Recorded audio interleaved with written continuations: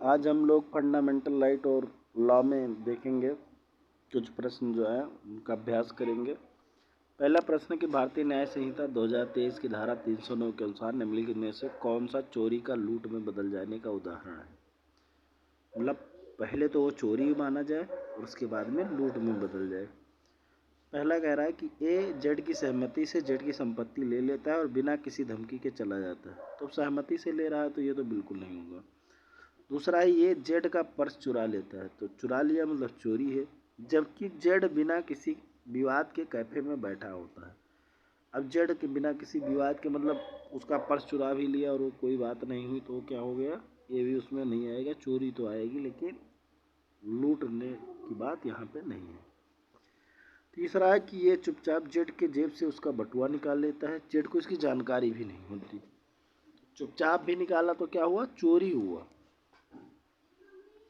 चौथा कह रहा है ये जेड की जानकारी के बिना उसके बैग से पर्स चुरा लेता है, चोरी हो गया।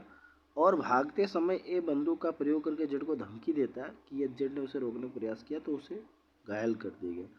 सही ऑप्शन 4 होगा। इसमें क्या है, एक तो पर्स भी चुराया, भागते समय उसने बंदूक की मारने की या घायल करने की धमकी दी, यानी कि बलपूर्वक जो है बल का यहाँ पे प्रयोग हो रहा है। तो लूट के बाद में ये चोरी के बाद में ये किस में बदल जाएगा, लूट में, कि लूटा गया।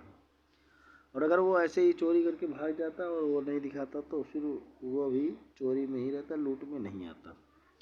अगला है ब्रिटिश भारत में महिलाओं को मतदान का अधिकार कब से दिया गया, 1920, 1921, 1922 या 1930। तो जो ब्रिटिश भारत का जो समय चल रहा था, तो जब 1919 का पार्लियामेंटो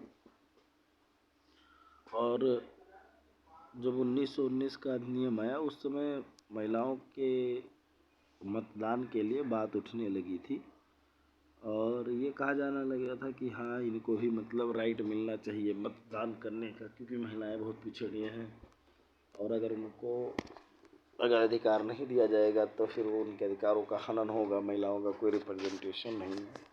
तो इन सब चीज़ों के लेकर के 1921 से ब्रिटिश भारत में ही महिलाओं को मतदान का अधिकार दिया गया।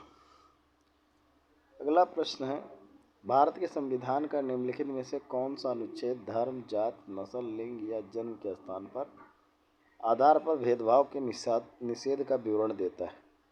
पहला है अनुच्छेद 10, दूसरा है अनुच्छेद 15, तीसरा अनुच्छेद 27 या चौथा अनुच्छेद 22। तो धर्म, जात, नस्ल, लिंग के आधार पर जो विभेद है वो अनुच्छेद 15 देता है, ठीक है। और जो अनुच्छेद 10 है वो नागरिकता से संबंधित है। जो अनुच्छेद 22 है वो कुछ दोष सिद्ध अपराधों में संरक्षण देता है। जो 27 है वो आपके धर्म से रिलेटेड आ जाता है, ठीक है। तो सही ऑप्शन होगा अनुच्छेद 15। अगला प्रश्न देखते हैं कि भारतीय संविधान का कौन सा अनुच्छेद बोलने और अभिव्यक्ति की स्वतंत्रता के अधिकार की गारंटी देता है। अनुच्छेद 22, अनुच्छेद 20, अनुच्छेद 19, अनुच्छेद 21। तो ये सारे तो फंडामेंटल राइट है, लेकिन कह रहा है बोलना और अभिव्यक्ति, ठीक है, इस freedom of speech and expression, ठीक। तो ये देता है अनुच्छेद 19। सही ऑप्शन होगा अनुच्छेद 19। अभी बताया था कि अनुच्छेद 22 जो है कुछ मामलों में अपराधों से दोष सिद्धि के संबंध में है। 20 जो है वो भी आता है, स्वतंत्रता का अधिकार है उसी में आता है, लेकिन बोलने और अभिव्यक्ति से रिलेटेड नहीं है। 21 जो है वो ये है कि वो जीवन जीने की स्वतंत्रता से रिलेटेड है।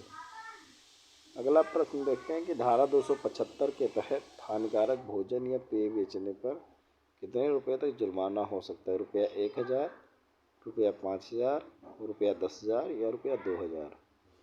तो जो लोग मान लीजिए कि जहाँ पे ऐसा खाना या वो मिल रहा है जिससे फूड पॉइजनिंग हो सकता है, हानिकारक है या दिक्कतें हो सकती है, उसके लिए जो जुर्माने की राशि वो 5000 रुपया मतलब तय की गई है मैक्सिमम।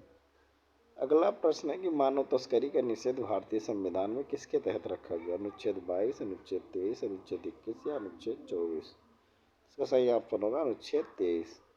अनुच्छेद 22 अभी पिछली बार भी बताया है। अनुच्छेद 23 और मानव तस्करी से रिलेटेड। अनुच्छेद 21 क्या है, जीवन जीने का अधिकार से। और 24 जो है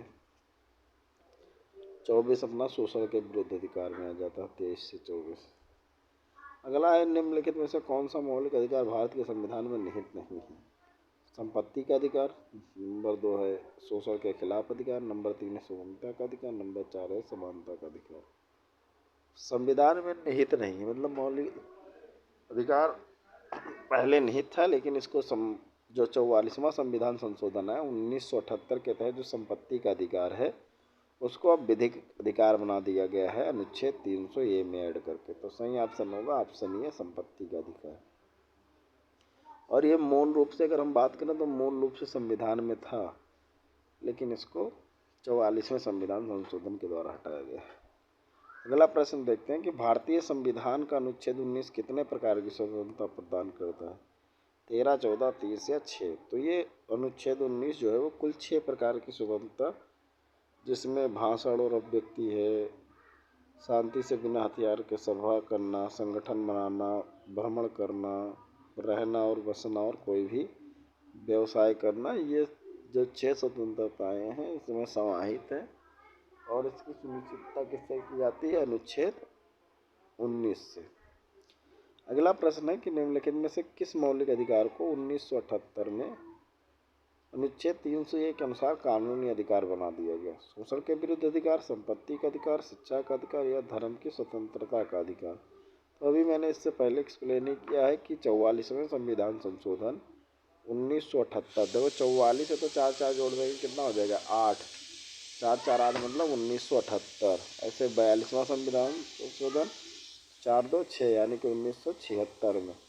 तो इससे ये दो बहुत अच्छे से आप याद रख सकते हैं कि 44वां मतलब 4 4 8, ठीक है। और ये कौन सा अधिकार बना दिया गया है? संपत्ति का अधिकार। अगला प्रश्न देखते हैं, विधिक संदर्भ में मिथ्या प्रत्यारोपण के संबंध में भारतीय न्याय संहिता की धारा 242 के अंतर्गत क्या कार्यवाही शामिल है?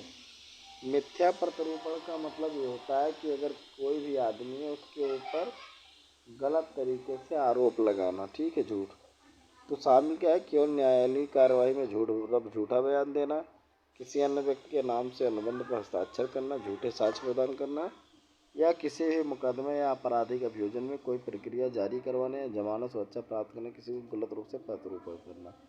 सही ऑप्शन होगा 4, किसी भी मुकदमे या आपराधिक अभियोजन में कोई प्रक्रिया जारी करवाने या जमानत सुरक्षा प्राप्त करने के लिए किसी का गलत रूप से प्रत्यारोपण करना। ठीक है, तो आज के लिए बस इतना ही। धन्यवाद।